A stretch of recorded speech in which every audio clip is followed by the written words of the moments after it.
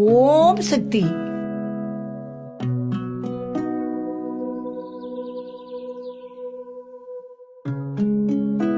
சொல்லுங்க ஓம் சக்தி, என்ன வேணும்? ஓம் சக்தி ஆதிபராசக்தி கோயிலுக்கு நடந்தே போறேன். உன்னால முடிஞ்சா ஏதாவது உதவி பண்ண முடியுமா? என்ன வேணும்? காசு எதுவும் வேணுமா?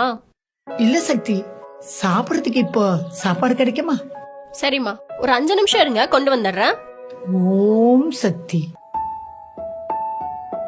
மீனா, காலைல ஏஞ்சதுல இருந்து ரொம்ப பசிக்குது, சாப்பிட ஏதாவது இருக்கா?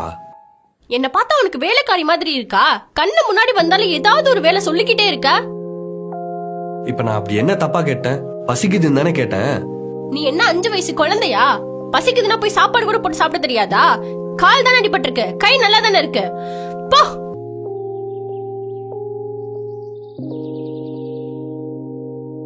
இதுல புளி சாதம் இருக்குமா, இத சாப்பிட்டுக்கோங்க.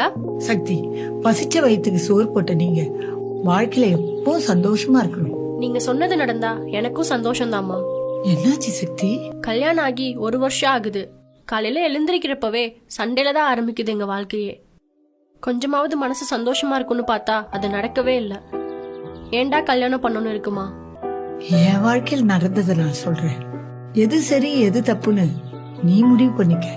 முன்ன மாதிரிதான் நானும் கல்யாணம் ஆகி 5 வருஷமா அவர் கூட எப்ப பாரு சண்டை போட்டுக்கிட்டே இருந்தேன். நாங்க சண்டை போறத பார்த்து பிள்ளைங்க 2 பேரும் எங்க கிட்ட பேசுறதையே நிறுத்திட்டாங்க. குழந்தைங்களுக்காக என் கூட சண்டை போறதை விட்டுட்டு விட்டு கொடுக்க ஆரம்பிச்சிட்டாரு. அவர் விட்டு கொடுக்க நானும் என் குழந்தைங்களும் அவர் மேல அன்பு, பாசம், மரியாதை அதிகமா வைக்க ஆரம்பிச்சிட்டோம். இப்ப கூட நானு அவரு நல்லா இருக்கணும் தான் வருஷா வருஷம் கோயிலுக்கு போறேன். இங்க பாருமா சக்தி, எங்கள மாதிரி 1000 பேருக்கு அன்னதானம் போடுறதுனால புண்ணியம் தான் கிடைக்கும். புண்ணியத்தை வச்சு குடும்பம் பண்ண முடியாதுமா. குடும்ப வாழ்க்கையில விட்டு கொடுத்து போ சக்தி, அப்பதான் குடும்பம் சந்தோஷமா இருக்கும்.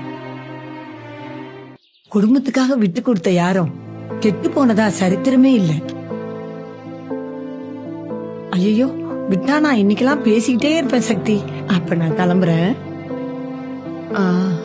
சக்தி, நான் சொன்னதை கொஞ்சம் யோசிச்சு பாருமா. சரிம்மா. எங்க பக்கெட் எடுத்துட்டு எங்க போயிட்டு இருக்கீங்க? சுடு தண்ணி எடுக்கிறது கிச்சன் போறேம்மா. கால்ல தான் அடிபட்டு இருக்குல்ல, கொடுங்க, நானே பண்றேன். இல்லம்மா, இன்னைக்கு சஷ்டி, கோயிலுக்கு போற வேலை வேற இருக்கும். உனக்கு ஏன் கஷ்டம்? நானே பரவாயில்ல, பாத்துக்கிறேன். விடுங்க. உங்களை குளிக்க வச்சுட்டு உங்களை ரெடி பண்ணி விட்டுட்டு அதுக்கப்புறமா நான் கோவிலுக்கு போறேன். சாமி எங்கெங்க போகுது? இனிமே உங்களை விட வேற எதுவும் எனக்கு பெருசு இல்ல. வாங்க.